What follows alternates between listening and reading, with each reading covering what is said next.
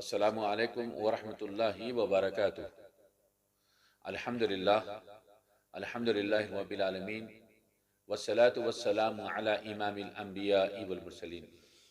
فقال اللہ تعالی فی شان حبیبہ فی القرآن المجید، فاعوذ باللہ من الشیطان الرجیم، بسم اللہ الرحمن الرحیم۔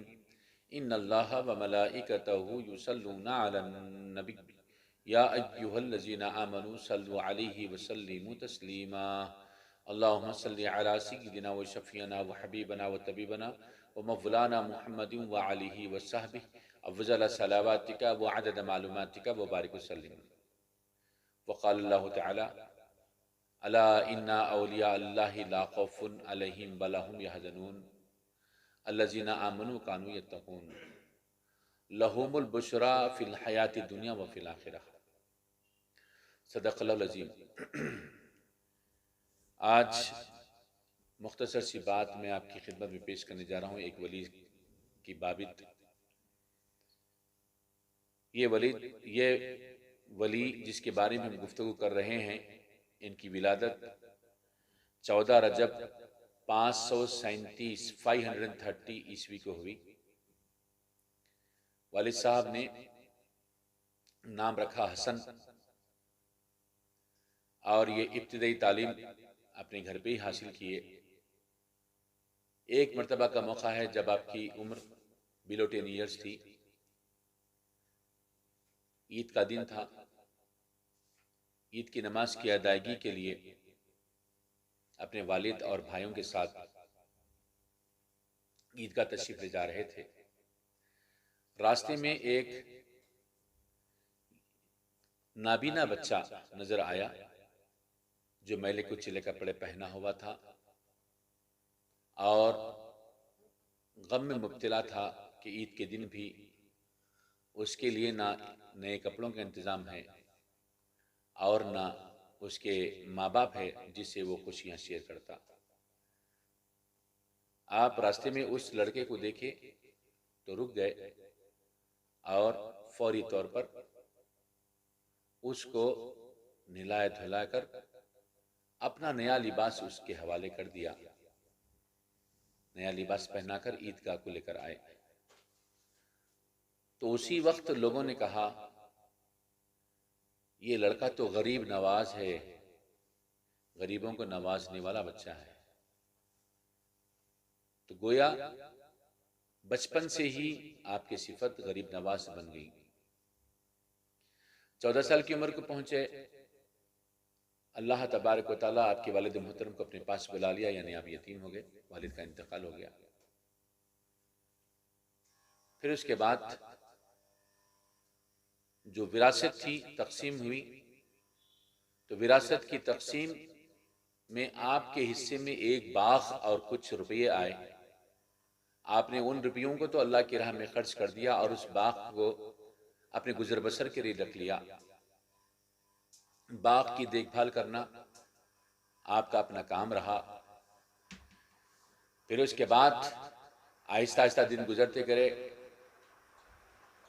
چند ماہ بعد جب آپ باغ کے رکھوالی میں مصروف تھے تو ایک شخص، ایک ولی تشریف لائے جن کا نام تھا ابراہیم خندوری رحمۃ اللہ تعالی علیہ۔ وہ تشریف لائے اور جیسے ہی ابراہیم خندوری رحمۃ اللہ تعالی علیہ کو آتا ہوا دیکھے، آپ استقبال کیا، ٹھنڈا پانی پلائے اور تازے انگور دھو کر کے پیش کیا۔ تو ابراہیم خندوری رحمۃ اللہ تعالی علیہ کافی متاثر ہوئے، یہ کم عمر بچہ اتنا تواضع کرتا ہے۔ پھر اس کے بعد آپ نے اس لڑکے کو کچھ عطا کرنا چاہا، اپنی گڈری میں سے، اپنے پاس سے کوئی چیز نکالے اور اپنے منہ سے چبایا، اور اس چبائی ہوئی چیز اس لڑکا یعنی حسن کے نام میں، حسن کے منہ میں رکھ دیا۔ جیسی ہی وہ چبی ہوئی چیز آپ یہ استعمال کیے، آپ کے حلق سے نیچے اتری، آپ کے دل کی دنیا بدل گئی۔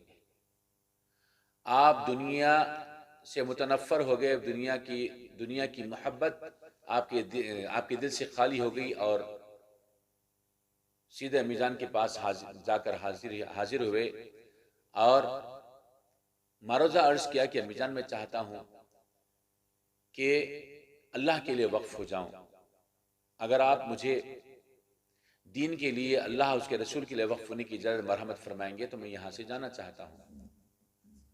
امی جان نے کہا بیٹے آپ کی مرضی۔ باغ کو فروخت کیا اور سارا پیسہ تقسیم کر دیا اور وہاں سے نکل چلے۔ پھر اس کے بعد ایک بزرگ کے پاس قیام کیا اور قرآن مجید کو مکمل یاد کر لیا، یعنی حافظ بن گئے۔ حفظ کرنے کے بعد میں دیگر علوم کو حاصل کیا۔ پھر اس کے بعد تڑپ پیدا ہوئی کہ شیخ کامل کے ہاتھ پر بیعت کرنا ہے، تو آپ کی یہ تڑپ، آپ کی یہ تحقیق جا کر رکی حضرت خواجہ عثمان ہارونی رحمۃ اللہ تعالی علیہ کے پر۔ چنانچہ آپ کے ہاتھ پہ بیعت کیے۔ پھر اس کے بعد ہماتن اپنے مرشد کی خدمت میں رہے۔ کتابوں میں لکھا ہے کم و بیش 22 سال تک آپ خدمت میں رہے۔ یہ چھوٹا پیریڈ نہیں ہوتا ہے، چھوٹا دور نہیں ہے، 22 ایئرز۔ اس بیچ میں حج کو بھی جاتے رہے۔ 22 سال بعد جب حج کو جانے کا اتفاق ہوا تو حرم مکی میں خواجہ عثمان ہارونی رحمۃ اللہ تعالی علیہ نے بہت سے دعائیں کی، اپنے شاگرد رشید کے لیے، اپنے مرید صادق کے لیے دعائیں کی۔ پھر اس کے بعد وہاں سے مسجد منورہ آئے۔ آنے کے بعد ممکن ہے وہ عشاء کا وقت رہا ہوگا، بعد مسجد عشاء حاضری کا شرف ملا، اور یہ جو حسن ہے جو جن کو خطاب سے نوازا گیا، غریب نواز، جن کا نام ہے خواجہ معین الدین چشتی اجمیری سنجیری رحمۃ اللہ تعالی علیہ، غریب نواز، وہ رسول پاک صلی اللہ علیہ وسلم کی خدمت بابرکت میں عرض گزار ہوئے، الصلاۃ والسلام علیک یا رسول اللہ صلی اللہ تعالی علیہ وسلم۔ تو خبر شریف سے آواز آئی، وعلیکم السلام یا قطب المشائخ۔ اللہ اکبر۔ آقا دو جہاں صلی اللہ علیہ وسلم اپنے خبری اتر سے جوابی مرحمت فرمائے اور ساتھ ہی ساتھ قطب المشائخ کا آپ کو خطاب بھی عطا فرمائے۔ چنانچہ یہ معاملے کو حسن رحمت اللہ تعالی علیہ کے مربی، مرشد، استاد جو بھی کہیں، خواجہ عثمان ہارونی رحمت اللہ تعالی علیہ، وہ بھی دیکھ رہے تھے۔ اپنے مرید صادق سے کہا کہ کثرت سے درود شریف پڑھنے لگو۔ درود شریف پڑھتے رہے، حتیٰ کہ پڑھتے پڑھتے سو گئے۔ رسول پاک صلی اللہ علیہ وسلم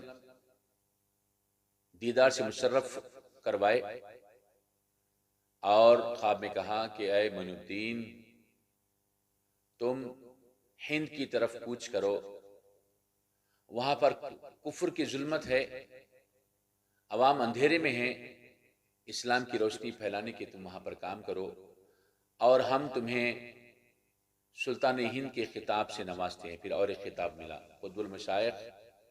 اس کے بعد یہ مشارق کی حالت میں سلطان ہند کا خطاب بھی ملا ہوا ہے، تو وہ بھی رسول پاک صلی اللہ علیہ وسلم کے در سے ملا ہے۔ صبح میں اٹھے، اپنے پیر سے خواب کو عرض کیا۔ پیر نے کہا فوری سفر کی تیاری کرو اور نکلو۔ اس سے پہلے پیر نے آنکھ بند کروا کے سارے ہند کی جہاں جہاں یہ تشریف لے جانے والے ہیں وہاں وہاں کی سیر کروا دی، واقف کرا دیا کہ بھائی کہاں کون سی مقام پر کیا ہے۔ آپ وہاں سے نکلے، نکل کر عبد القادر جیلانی رحمۃ اللہ تعالی علیہ کے پاس 5 مہینے توقف فرمائے اور عراق، ایران سے ہوتے ہوئے لاہور پہنچے۔ لاہور میں داتا گنج بخش حجویری رحمۃ اللہ تعالی علیہ کی درگاہ میں آپ 40 دن تک توقف فرمائے، چلا فرمائے۔ آج بھی داتا گنج بخش حجویری رحمۃ اللہ تعالی علیہ کی درگاہ میں آپ کا چلہ موجود ہے، خواجہ کا چلہ کے نام سے مشہور ہے۔ پھر وہاں سے آپ دلی سے ہوتے ہوئے اجمیر میں قیام کرنے کا ارادہ فرمایا۔ جب اجمیر میں پہنچے تو وہاں پر ایک کے بعد دیگر تکالیف وہاں کے بادشاہ کی طرف سے، بادشاہ کے کارندوں کی طرف سے پہنچنے لگی۔ اس وقت پر بادشاہ تھا پرتھوی، چوہان خاندان کا بادشاہ تھا، اور وہ طرح طرح سے آپ کو ستانے لگا، راست طور پہ یا بر راست طور پہ۔ آخر کار ہر ایک کا آپ منہ توڑ جواب دیتے رہے۔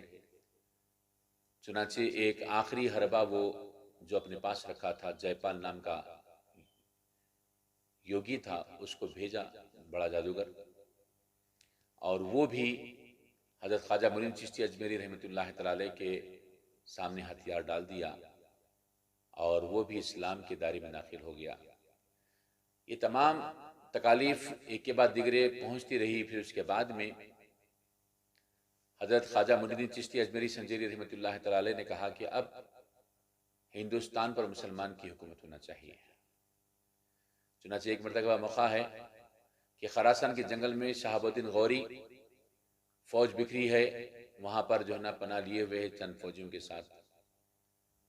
تو اس کے بشارے میں خواجہ معین الدین چشتی اجمیری رحمۃ اللہ تعالی علیہ گئے اور کہا کہ اے شہاب الدین غوری، اللہ چاہتا ہے کہ تیری حکومت یہاں پر قائم ہو، ہندوستان میں قائم ہے۔ تو وہ چڑھائی کیا اور اللہ کے فضل سے ہندوستان میں مسلمان کی حکومت قائم ہو گئی۔ اور بہرحال آپ کے اپنے شمع دین، شمع اسلام کو جلانے کا جو سلسلہ چلا، بعض کتابوں میں لکھا ہے کہ آپ نے 90 لاکھ لوگوں کو مسلمان کیا، بعض میں لکھا ہے کہ 1 کروڑ لوگوں کو مسلمان کیا۔ بہرحال الحمدللہ بہت زیادہ لوگوں کو آپ نے اسلام میں داخل کروایا، داخل کیا۔ ایک واقعے کے ساتھ اپنی بات میں سمیٹ لیتا ہوں۔ ایک شخص آپ کی خدمت میں آیا اور آپ کے روبرو بیٹھ گیا، تو آپ اس کی طرف دیکھیے اور ارشاد فرمائے کہ جس مقصد سے آیا ہے وہ مقصد پورا کر لے۔ یہ قتل کے ارادے سے آیا تھا، اب یہ ہاتھ پاؤں اس کے کانپنے لگے، یہ حضرت کو کیسا معلوم ہوگا کہ میں یہ قتل کرنے کے لیے آیا ہوں۔ چنانچہ وہ اپنی بغل میں سے چاقو نکالا اور سامنے رکھ دیا، کہا کہ حضرت مجھے آپ بدلہ لے لیں، مجھے ختم فرما دیں، میرا کام ہی تمام کر دیں۔ آپ نے کہا کہ درویشوں کا یہ وتیرہ نہیں، طریقہ نہیں ہے کہ تمہیں قتل کر دے، جاؤ ہم تم کو معاف کر دیے۔ پھر وہ اسلام میں داخل ہو گیا۔ جب اسلام میں داخل ہوا تو بہت ساری دعائیں دی، اور ایک ولی کے جب ہاتھ اٹھتے ہیں تو دعائیں کیسے قبول ہوتی ہیں اس پہ غور کیجئے گا کہ وہ شخص جو قتل کے ارادے سے آیا تھا، خواجہ معین الدین چشتی اجمیری سنجی رحمۃ اللہ تعالی علیہ کی دعا سے 45 حج کیا ہے وہ شخص۔ اور اللہ تبارک تعالیٰ سے دعا ہے کہ اللہ تبارک تعالیٰ ہم سب کو ولیوں کی تعلیمات پر عمل کرنے والا بنائے، اور ان کی تعلیمات پر عمل کر کے ہماری آخرت کو بہتر بنانے والا بنائے۔ وما علینا الا البلاغ۔